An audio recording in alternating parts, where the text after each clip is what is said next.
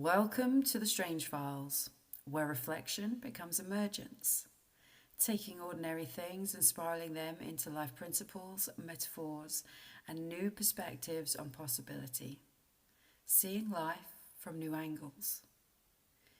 Have you ever looked at an ordinary object and thought, that can teach me something? Such as, a whisk can become a reflection on connection. A train track can become a way of understanding progressive recurrence. Even your housework can reveal something about maintenance, rhythm, and life. This podcast is a place for spiraling life principles through ordinary things and for exploring the reflections, patterns, and perceptions that shape how we move through life. It's an exploration about noticing and about what becomes possible when we see from new angles. I often use ordinary things as metaphors because everyday life can carry more meaning than we first notice.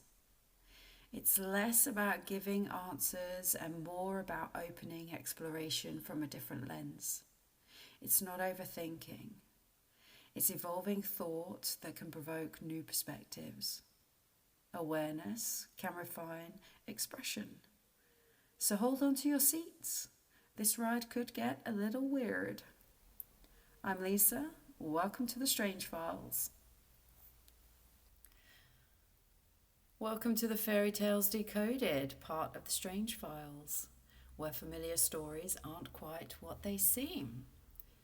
We all know the story of Cinderella. And no, it wasn't about the prince. But what if it's not just a story?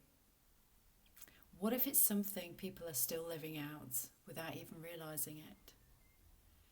Because when you strip it back, Cinderella isn't really about transformation. It's about being chosen.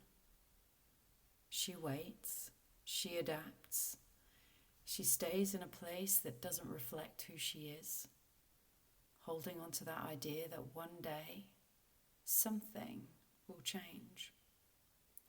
And that doesn't just exist in a story. It shows up in real life as staying in situations that don't quite feel right, but telling yourself it won't always be like this. Holding back parts of yourself until the right moment comes along. Waiting for someone to recognize you so you can finally step into who you already are. And then there's the ball. That moment where everything shifts, where suddenly she's seen, noticed, chosen. But even that has a time limit. Because the version of her that's accepted isn't sustainable. So what does that look like now? It looks like showing up slightly differently to be accepted. Adjusting who you are to fit into a moment that finally sees you. Feeling like you've arrived somewhere, but also knowing you can't fully stay as you are. And then there's the part no one really questions. Nothing actually changed in her. She didn't become more. She didn't suddenly gain something she didn't already have. The only thing that changed was how she was seen. But then something else happens. He goes looking for her. Not in the dress, not in the moment, but as she is.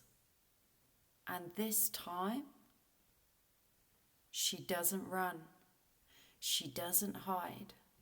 She steps into it as herself. And that's the part that shifts everything. because it's no longer about being chosen. It's about being seen and not leaving yourself when it happens. So where does that show up for you? Where are you waiting for someone or something to confirm what's already there? Where are you holding yourself back until your moment arrives? And if that moment did arrive, would you stay? Or would you still feel the need to be something slightly different to hold on to it? Because maybe it was never about the prince. Maybe it was about the moment you stopped running from being seen as you already are. And once you see that, you start to notice things differently. Not in a dramatic way, just in the moments where you realize you don't need to wait to step into something that's already yours. So as you move through the rest of your day, just notice where you might be waiting for something to choose you instead of already standing in it. We'll pick this up again soon, and I'll meet you there.